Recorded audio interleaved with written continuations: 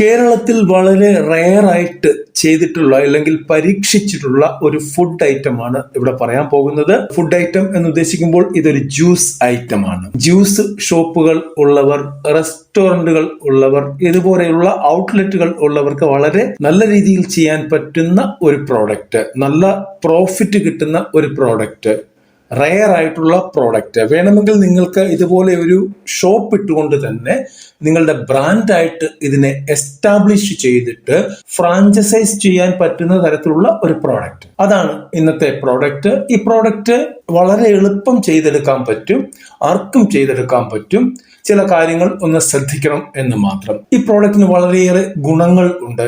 കഴിക്കുന്ന ആൾക്ക് വിറ്റാമിൻ സിയുടെ ഒരു നല്ല ലഭ്യത കിട്ടും. അതുപോലെ തന്നെ ഒരുപാട് ആന്റി ഓക്സിഡൻസും കാര്യങ്ങളും ഒക്കെ ഉള്ള ഒരു പ്രോഡക്റ്റ്സ് ആണ്. അതായത് ഹെൽത്ത് ബേസിൽ നോക്കുകയാണെങ്കിൽ പോലും നല്ല ഒരു പ്രോഡക്റ്റ് ആണ് ഇന്നിവിടെ പറയാൻ പോകുന്നത്. അതുകൊണ്ട് വീഡിയോ സ്കിപ്പ് ചെയ്യാതെ മുഴുവനായിട്ട് കാണുക. കാരണം ഇതിനകത്തെ ചില പോയിന്റുകൾ ഇൻ ബിറ്റ്വീൻ നമ്മൾ പറഞ്ഞു പോകുന്നതാണ്. മുഴുവനായിട്ട് കണ്ടെങ്കിൽ മാത്രമേ നിങ്ങൾക്കത് മനസ്സിലാകുകയുള്ളൂ.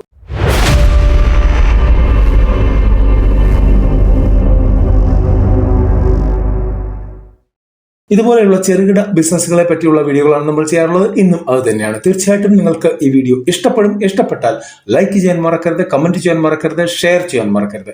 ആദ്യമായിട്ട് കാണുന്നവർ സബ്സ്ക്രൈബ് ചെയ്യാനും മറക്കരുത്. ഇന്നിവിടെ നമ്മൾ ചെയ്യുന്ന പ്രോഡക്റ്റ് എന്ന് പറഞ്ഞാൽ ഒരു പൈനാപ്പിൾ ജ്യൂസ് ആണ്. പക്ഷെ അതിനൊരു പ്രത്യേകതയുണ്ട്. അതിനകത്ത് നമ്മൾ കോക്കനട്ട് മിൽക്ക്, അതായത് തേങ്ങാപ്പാലാണ് മിക്സ് ചെയ്യുന്നത്. അങ്ങനെ ഒരു അടിപൊളി ജ്യൂസ് ആണ് നമ്മൾ ഇന്നിവിടെ ഉണ്ടാക്കാൻ പോകുന്നത്. ഇതിന്റെ ഹെൽത്ത് ബെനിഫിറ്റ് നമുക്ക് ആദ്യം പറഞ്ഞിട്ട് മുമ്പോട്ട് പോകാം. ഒരു ഡൈജസ്റ്റീവ് എയ്ഡ് ആണ് ഇത്. കാരണം ഇതിനകത്ത് പൈനാപ്പിളിനകത്ത് ഉള്ള സംഭവം എന്ന് പറഞ്ഞാൽ ബ്രോമലൈൻ ഉണ്ട്. അത് ഡൈജഷനെ സഹായിക്കുന്ന ഒരു എൻസൈം ആണ്. അത് കൂടാതെ തന്നെ ഇമ്മ്യൂണിറ്റി ബൂസ്റ്റ് ചെയ്യാനായിട്ട് വിറ്റാമിൻ സിയും ആന്റി ഓക്സിഡൻസും ഉണ്ട്. അതുപോലെ തന്നെ ആന്റി ഇൻഫ്ലമേറ്ററി ആണ്. ഇൻഫ്ലമേഷൻ റെഡ്യൂസ് ചെയ്യാൻ പറ്റിയ നല്ലൊരു ഘടകമാണ്. 2 ഇൻഗ്രീഡിയൻസും ഹൈഡ്രേറ്റിങ്ങിനും അതുപോലെ തന്നെ നമ്മളെ റിഫ്രഷ് ചെയ്യാൻ വേണ്ടിയിട്ടും നല്ല പ്രോഡക്റ്റ് തന്നെ ആണ്. ഇവിടെ ചെറിയ പ്രിക്കോഷൻസ് എടുക്കണം. അതാണ് ഞാൻ ആദ്യം പറഞ്ഞത്, വീഡിയോ സ്കിപ്പ് ചെയ്യാതിരിക്കണം എന്നുള്ളത്. പൈനാപ്പിളിന് ഒരു അസിഡിറ്റി ഉണ്ട്. അത് മിക്സ് ചെയ്യുമ്പോൾ അതിന്റെ രൂപഘടന തന്നെ മാറ്റാൻ സാധ്യതയുണ്ട്. അതുകൊണ്ട് തന്നെ ഇത് ബ്ലെൻഡ് ചെയ്യുമ്പോൾ കൂൾ ടെമ്പറേച്ചറിലായിരിക്കണം ബ്ലെൻഡ് ചെയ്യേണ്ടതും, കൂൾ ടെമ്പറേച്ചറിലായിരിക്കണം ഇത് കൊടുക്കേണ്ടത്. അതായത് ഫ്രീസ് ചെയ്ത് വെച്ച ഇല്ലെങ്കിൽ കൂൾ ചെയ്ത് വെച്ച പ്രോഡക്റ്റിലേക്ക്, പൈനാപ്പിൾ ജ്യൂസിലേക്ക് വേണം കൂൾ ചെയ്ത് വെച്ച തേങ്ങാപ്പാല് കലർത്താനായിട്ട്. അങ്ങനെ ചെയ്തെങ്കിൽ മാത്രമേ ഇത് കൊടുക്കാൻ പറ്റത്തുള്ളൂ. ഇല്ലെങ്കിൽ നേരെ പിരിഞ്ഞു പോകും. പിന്നെ ഇതിനകത്ത് ഷുഗർ കണ്ടന്റ് ഓൾറെഡി ഉള്ളത് കൊണ്ട് തന്നെ നമുക്ക് ചെറിയ രീതിയിലുള്ള ഷുഗർ വേണമെങ്കിൽ ഉപയോഗിക്കാം, ഇല്ലെങ്കിൽ ഹണി ഉപയോഗിക്കാം. ഇനി ഇതെങ്ങനെയാണ് ഇതിന്റെ പ്രൊപ്പോർഷൻ നമ്മളൊന്ന് മനസ്സിലാക്കിയിരിക്കേണ്ടതാണ്. നമുക്ക് 1 കപ്പ് പൈനാപ്പിൾ ജ്യൂസിന്, ഇൻ കേസ് നിങ്ങൾ ഗ്ലാസ്സിലാണ് അളക്കുന്നതെങ്കിൽ 1 ഗ്ലാസ് പൈനാപ്പിൾ ജ്യൂസിന് 1/2 ഗ്ലാസ് അല്ലെങ്കിൽ 1/2 കപ്പ് കോക്കനട്ട് മിൽക്കാണ് ഇതിലേക്ക് മിക്സ് ചെയ്യേണ്ടത്. ബ്ലെൻഡ് നന്നായിട്ട് ചെയ്യണം. കൂടാതെ ഐസ് ക്യൂബ്സ് ഇട്ട് കൊടുക്കണം. ഞാൻ പറഞ്ഞതുപോലെ തന്നെ ഹണി, അതായത് തേൻ, ഈ സമയത്ത് നമുക്ക് വേണമെങ്കിൽ ആഡ് ചെയ്യാം.